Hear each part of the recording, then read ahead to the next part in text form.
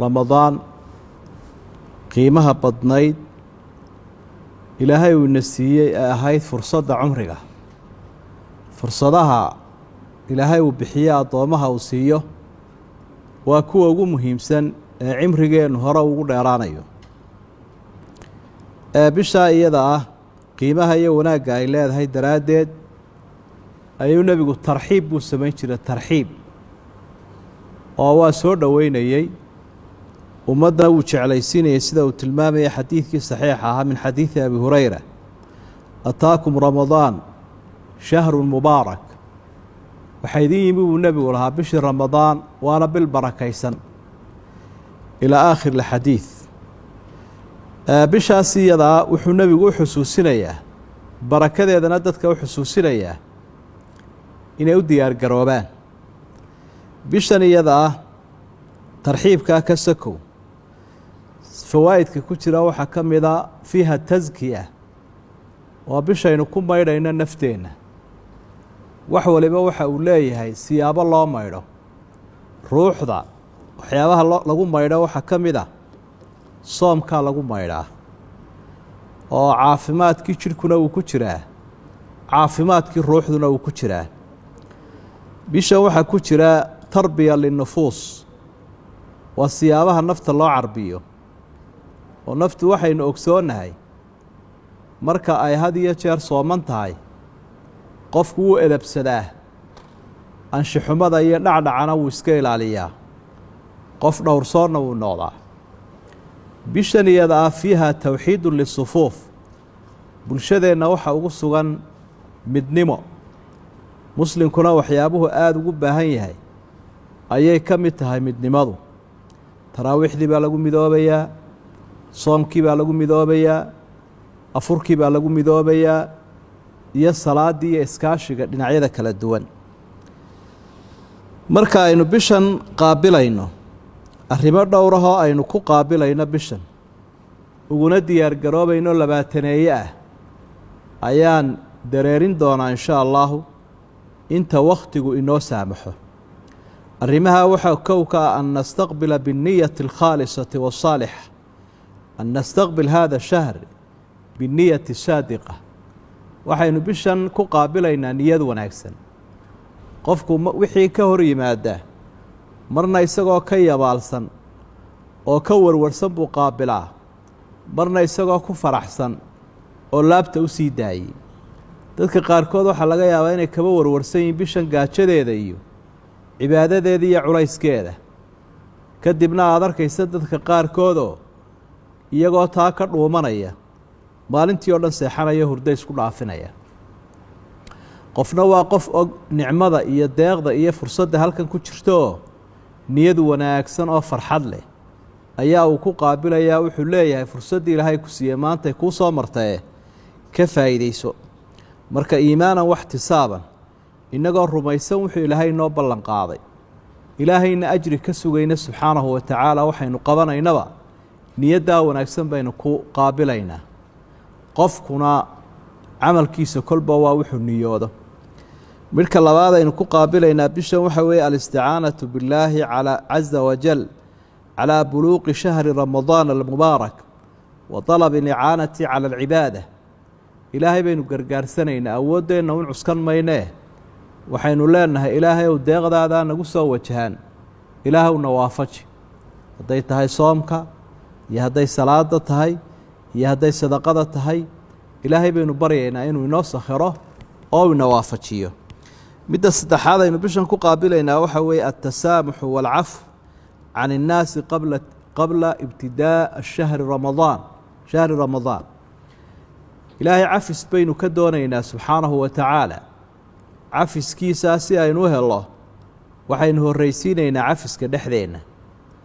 oo dadku had iyo jeer waynu ogsoonahayo wax badan baa inaga dhaxeeya ama aynu isku khilaafnaa marka qofku siyaabo ugu diyaar garoobayaa way kamid tahay inuu qof waliba cidii ay wax ka dhaxeeyeen uu raado hebelow anigu waan ku cafiyay adiguna ay cafi taa waxa ku lamaan markaa inuu qofku aanu sii kororsanin dambiye iyo gafaf kale sida daraadeed waxa loo yaqaano mushaaxanaadka iyo khusuumaadka iyo jidaalka yabtacid can daalik muranka iyo majaalista lagu hayo wuu ka durkayaa qofku dhibkiisii horuu la ildaraayo cafis u raadinaye ilaahayna cafis aynu weydiisanayne dadkan aynu lahayna cafiya mid kale ku biirin mayno arrintaasina waa ta saddexaad ta afraad waxaynu ilaahay subxaanahu watacaala weydiisanaynaa ama aan ilaahna bishan aan ku qaabilaynaa التوبة النصوح والاستغفار والندم على من قضى من الذنوب أو على من قضى من العمر inaynu toobad keeno oo toobaddii waxaa ka mid ah dee bani aadamkii aynu cafiska weydiisanaynay wixii gafahaynu aynu ka gallay marka towbadda wanaagsane addoonku uu toobad keenayaa waxay ka mid tahay waxyaabaha uu bishan qofku weelka ugu samaysanayo waxaynu badinaynaa bishan camallada wanaagsan ee kala duwan ee aynu u diyaarka nahay waxaynu bishan ku dadaalaynaa oo ku qaabilaynaa inaynu u samafallo dadka xaqa inagu leh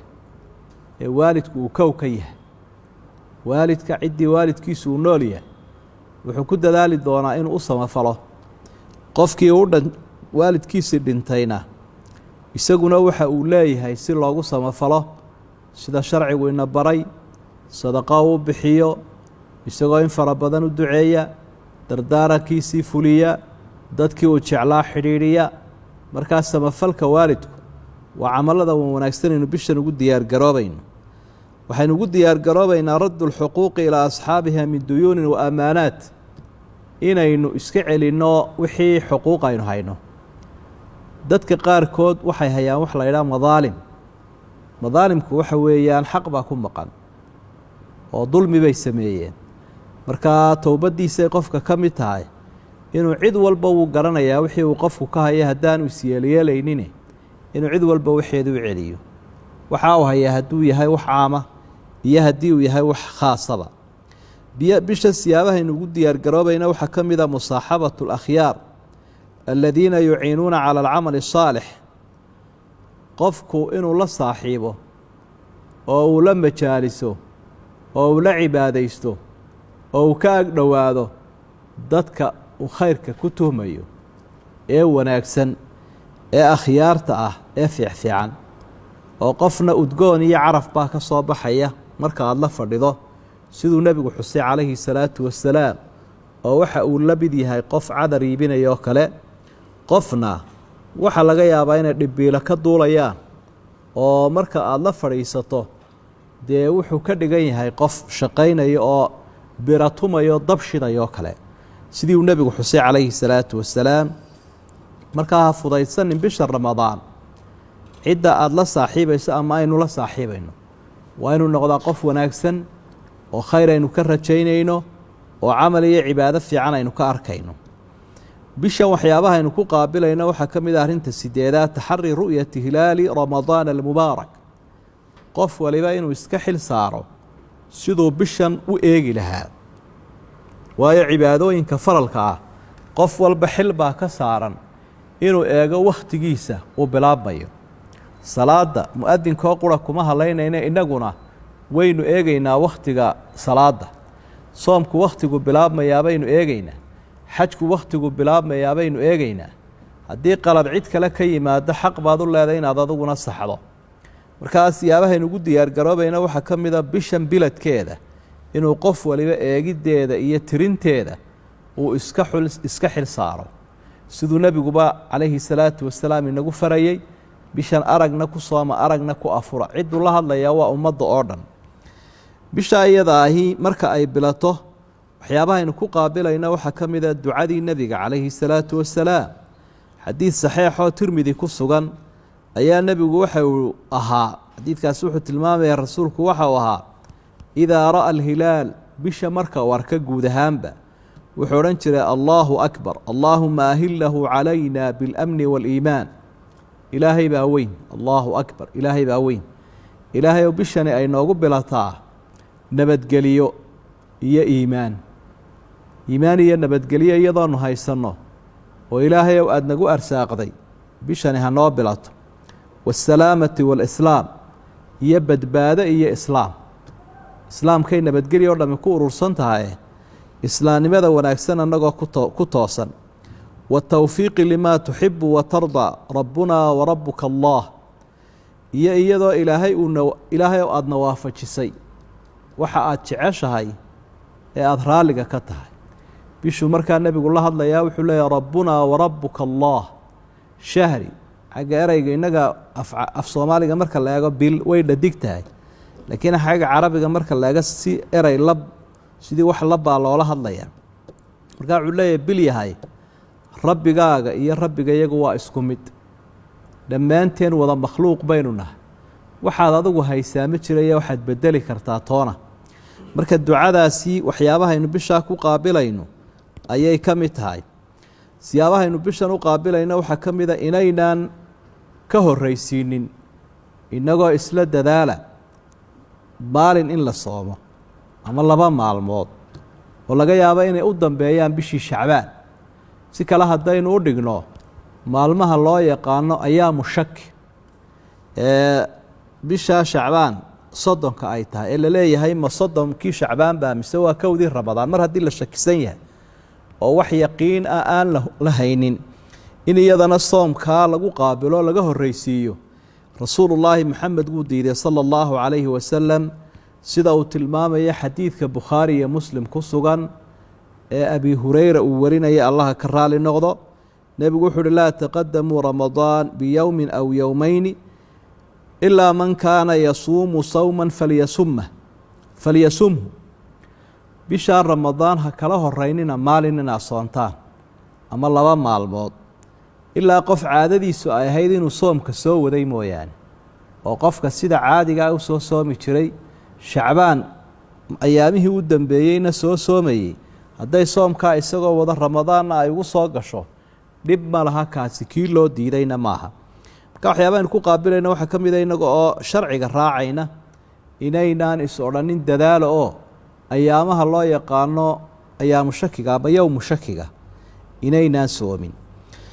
waxyaabaaynu bishan ku qaabilayna ama ku soo dhowaanayna waxaa ka mida wadcu jadwal aw barnaamuj liistiqlaali اlwaqti fii ramadaan wa taxdiidi alawlawiyaat inuu qofku samaysto barnaamij uu ku socdo qofka muslimkaa xayaatadiisu cashwaa'i ma aha qof iska dhacdhaca oo noloshiisu aanay habaysnayn cibaadooyinkan dhammaantood waxay noo sheegayaan inay nolosheennu habaysnaato oo 5 jeer baa ilaahay uu noo jideeyey inaynu salaaddii tukanno usbuucii aynu jumcadii la nimaadno cibaadooyinku markaad si guud u eegto mid yowmiya mid maalintii soo noqnoqonaysa iyo mid usbuuciya iyo mid sanadkiia waxaasoo dhan waxay kuu sheegayaan noloshaadu inay habaysan tahay markaa si aynu uga faa'iidaysanno wakhtiga qaaliga ah ee bishan waxaad leedahay intaasoo jeer qur-aanka akhri intaasoo cashare ah faa'iidayso intaa danaha caamkaa ka qayb qaado intaa cibaadada la kaalay intaa soo shaqayso intaa nafta u raaxee barnaamij sidaasa ayaa qofku uu dhiganayaoo aan ka kala go-in waxaynu markaa iska ilaalinaynaa inaynu ku talax tagno ama aynu badsanno waxa loo yaqaano mubaaxaadka waxa weeye hurdada badan iyo hadalka badan iyo soo jeedka badan tiifiyada la daawado mashaakilka dadkii muslimiinta ah haystaa waxaa ka mid a inay u fahmeenba inay tahay bishani bishii raaxada markaasaa dad badan waxay diyaarsanayaan musalsalaad habeenkii aada loo daawado iyo in habeenkii aada loo dhergo iyo in aada loo seexdo qasadkii iyo ujeeddadii iyo xigmaddii iyo sirtii bishan laga lahaa maaha taas ee waa bishii la carbin lahaa ee la layli lahaa nafta ee shidaalkii sanadka ay ku shaqayn lahaydna lagu shubi lahaa bishan waxaynu ku qaabilaynaa inaynu ducooyinka aynu ilaahay ku baryayno subxaanahu wa tacaala sii baranno aynu qaybno oo waxaa la yidhi hadalkana la kala odhan og ilaahayna la kala baryi og weey markaa siyaabaha aada ilaahay ku baryi ogaanayso ee baryadaadu ay ku wanaagsanaanayso waxaa ka mid ah inaynu ku dadaalno ducadu inoo jideeyey nebiyullaahi moxamed sala allahu calayhi wasalam oo ducooyinka qur-aanka ku sugan iyo ducooyinka ku sugan xadiidka nebiga calayhi salaatu wasalaam sir gaara bay xambaarsan yihiin sir gaara ayay xambaarsan yihiin marka in lagu ducaysto kuwa aad qaybto aad ku celceliso waa dhaqankii ay samayn jireen dadkeennii saalixiinta ahaa ee wanaagsanaa. bishan iyada ah waxaynu ku dadaali doonaa taqdiim camal ijtimaaci, camaladeennu inay u badnaadaan iskaashi oo xidhiidhkii ilaahayna waynu wanaajinaynaa, xidhiidhkii dadka muslimiinta ana waa wanaajinaynaa. labadaa marka uu qofkii wanaajiyo sacaadu helayaa. taa isagoo dhiirinaya nebigu calayhi salaatu wasalaam xadiid saxiixo cabdilaahi bni cumar uu warinaya waxa uu ku yidhi axabu nnaasi ila allaahi anfacuhum, dadka ilaahay wuxuu ugu jecel yahay qofka bulshadiisa u waxtar badan.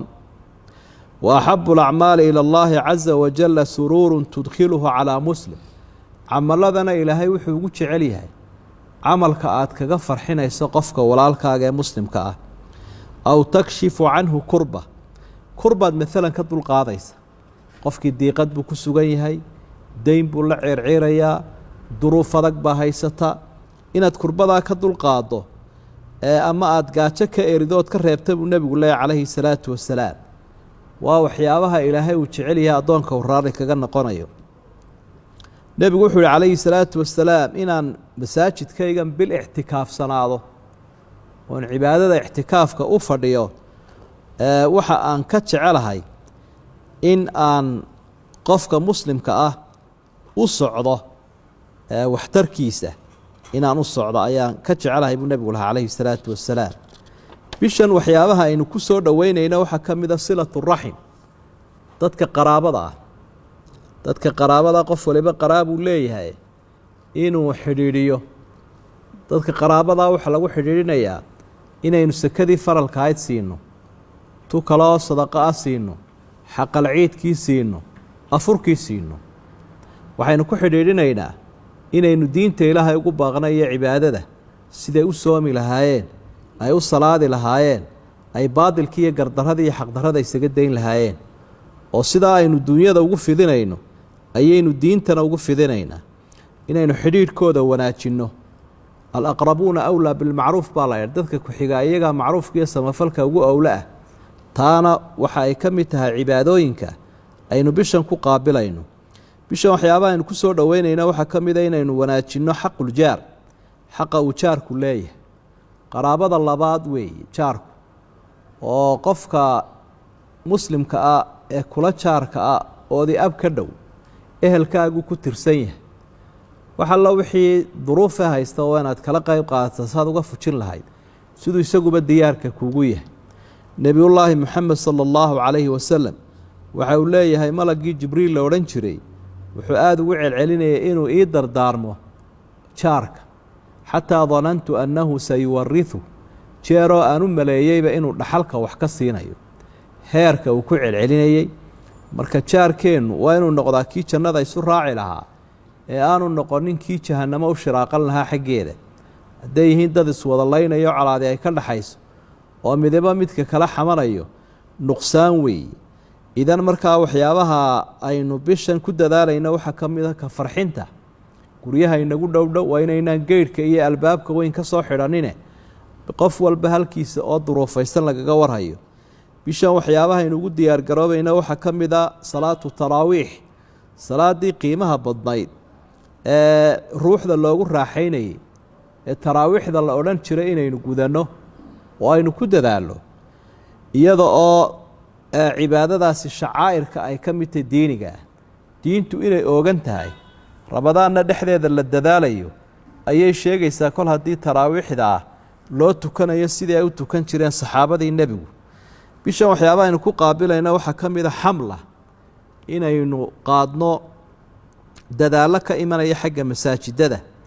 oo dadku had iyo jeer bishan masaajidada iyo meelaha khayr kale bay ka agdhowyiin ee ku ururaan. marka fikradaha la soo jeedinaya la odhanayaa maxaynu iska kaashannaa, maxaa bulshadeennu u baahan tahay. xamladaha waxaa ka mid a masaajidada hagaajintooda, maadaama dadkii ay u badan yihiin masaajidada, maray ku cibaadaysanayaan, maray ku afurayaan, maray qur-aanka ku akhriyayaan, maray cilmigii ku qaadanayaan. marka masjidkii waa in lagula dadaalaa takyiif iyo tandiif iyo tadyiib. takyiifka waa qaboojin, meelaha qaarkood baa dhulkaynu ku noolahay kulul, marka cibaadadii waxaa la raaxaysan karayaa haddii masjidkii uu yahay mid qabow waxaa la raaxaysan karaya haddii masaajidkii la nadiifiyo haddii la udgooneeyo nebigaana ina faray calayhi salaatu wasalaam siday caaisha tilmaamayso wuxuu rasuulku na faray masaajidada inaanu nadiifinno oo aanu udgoonayno oo aanu xaafadaha ku badinno waxaynu ku dadaali doonaa inaynu tasyiin ku samayno deegaankeenna maadaama hadda ay soo biireen cudurro laga cabanayo iyo caafimaad darro timid oo ka iman kara uskaga iyo wasakhda waa in lagu dadaalaa shaarica in la nadiifiyo oo kudaafadda aan la dugsanin iimaankaanay ka mid tahay siduu nebigu xusay calayhi salaatu wasalaam iimaanku waa qayba buudhi oo waxa u sarreeya towxiidka waxaana u hooseeya imaadatu ladaa cani ariiq waddadoo laga qaado wixii wasakha ee dadka muslimiintaa dhibaya meel kastay joogaanba debadiyo gudaba qofka muslimkaa deegaankiisa dharkiisa gurigiisa shaariciisa eeriyadu ku nool yahay waa mid nadiifinaya marka waxyaabaha aynu iska kaashanayno ayay ka mid tahay xamladaha aynu qaadayno waxaa ka mid ah xamla elektroniya qalabkan casriga ee tiknolojiyada inaynu ka faa'iidaysanno oo dadka saaxiibada ah ee facebooka ku saaxiibka ah ama whatsappka ku saaxiibka ah baraha bulshada qaybahooda kala duwan inay ku ballamaan adugu intaasoo qof waxgaadhsii adugu intaasoo xadiis faafi intaasoo wacdi faafi iskaashiga noocaas iyo xamladaa la qaadayaa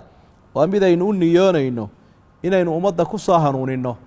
waxa wanaagsan iyo khayrka culimmadu baahinayaan iyo ahludiinkana aynu sii gaadhsiinno si ilaahay miisaanka xasanaadka inoogu saaro nebigu wuxuu ku yihi sala allahu calayhi wasalam xadiidkii saxiixa ahaa isagoo cali bna abi aalib ku halqabsanaya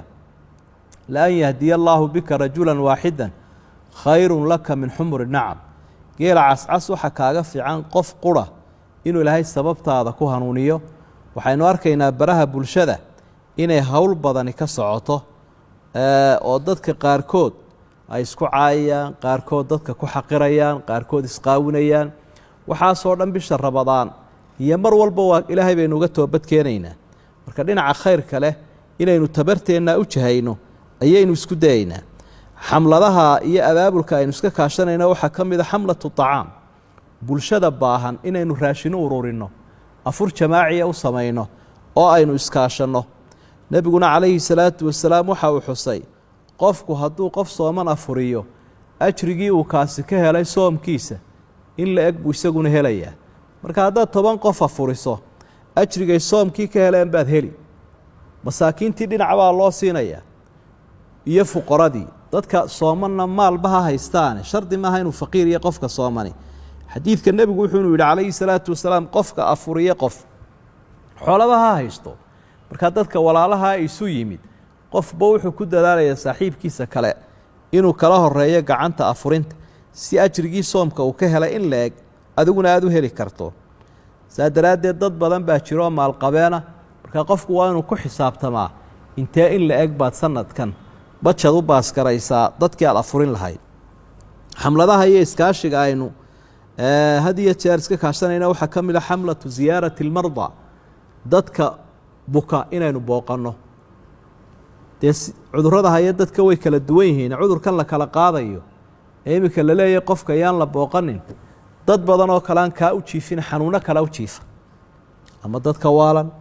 ama naafada ah ama sidooda isaga xanuunsanaya la booqan karo waa in la booqdaa ee ehel leh asxaab leh oo ummadda islaamka leh nebiguna calayhi salaatu wasalaam wuxuu inoo xuso xadiidulqudsi uu inoogu sheegay maalinta qiyaamaha waxyaabaha ilaahay uu qofka ku qabsan doono inay ka mid tahay arrinta noocan oo kale ahi ilaahay baa xadiidulqudsi wuxuu ku yidhi isagoo la hadlaya qofkii bani aadamka ahaa ina bani aadama maridtu falam tacudnii waan bukooday imaad soo booqanin markaa qofkii wuxuu leeyahy ilaahayow adigaaba dadkao dhan iska lehe sideebaad u bukootay wuxuu idhi miyaanaad ogeyn addoonkaygii hebel inuu bukooday oo aanad soo booqanin haddaad soo booqan lahayd waxaad iga heli lahayd agtiisa ayaa ilaahay uu ku yidhi ina bani aadamo waxaan kaa doonay dacaam iyo raashin waxba imaad siinin buu ilahay oo imaad quudinin addoonkiibaa ilaahay aakhiro su-aalahan uu hordhigaya ilaahay oo adiga oo rabbulcaalamiin oo cid walba iska leh sidee baan raashin kuu siiyaa buu leeyahy amaa calimta annahu istadcamaka cabdi fulaan falam tudcimhu addoonkaygii hebel sowkii raashinku weydiistay iyo wuxuu cuno manaad siinin. haddii aad markaa siin lahayd waxaad ka heli lahayd waxa aad bixisay agtayda. biyihiina waa saas oo kale. marka arrintaasi waxay xadiidkaasi muslim uu ku sugan yahay waa saxiix. waxay tilmaamaysaa in su-aale ay naga iman doonto dadka wax aynu tari kari lahayn aynu ka gaabinay. idan markaa dadkaa bukaanka ah waa in laga farxiyaa, waxaa qalciidkii la siiyaa dhar iyo dhuuniba, halkooda lagu booqdaa, ay gartaan ehel iyo asxaab u heelan inay leeyihiin. markaa ducadoodaynu ku meel maraynaa, wax badanna aynu ku faa'iidaysan karaynaa. guud ahaan markaynu soo ururino si tafaasiila baynu u sheegnay camallada ayna sugayayna bishan ugu diyaargaroobayne, waxaynu ku soo gebagabaynaynaa aayaddaa ilaahay uhi wafii daalika falyatanaafasi ilmutanaafisuun. waxaasoo dhanna diinteennu aynugu dhiirigelisay, waa shayga aynu bishanna ku qaabilayna sahay qaadanayne. kuwaas camalka noocaasa ha u tartameen buu ilaahay yidhi dadka tartamaya. waa tartan ay gelayaan awliyada ilaahay iyo dadka axbaabtaha khayrka isku jecel. ilaahayna waxaan ka baryaynaa inuu sawaabka ina waafajiyo, cibaadadan bishanna kuwii jaaniskaa ka faa'idaystay ilaahay uu naga dhigo. waxaana muhiima inaynu isu soo ducayno, markuu mid waliba walaalkiisa kale u duceeyo malag baa adigana kuu ducaynaya, aamiin walaka bimil. intaa aada ugu ducaysay allaha kaa aqbalo, adiguna intaa in leeg baad leedahay buu leeyahay malagu. marka waxaynu ku faraxsannahay bishan inay noo iman doonto. waxaynu ilaahayna ka baryaynaa dhibaatooyinka ummadda haysta inuu ka dulqaado, quluubtoodana uu isu jeediyo, cibaadada iyo camalkan uu inaga aqbalo. jazaakum allahu khayra wabaaraka allahu fiikum وأحسن الله إليكم وتقبل الله منا ومنكم صالح الأعمال. والسلام عليكم ورحمة الله وبركاته.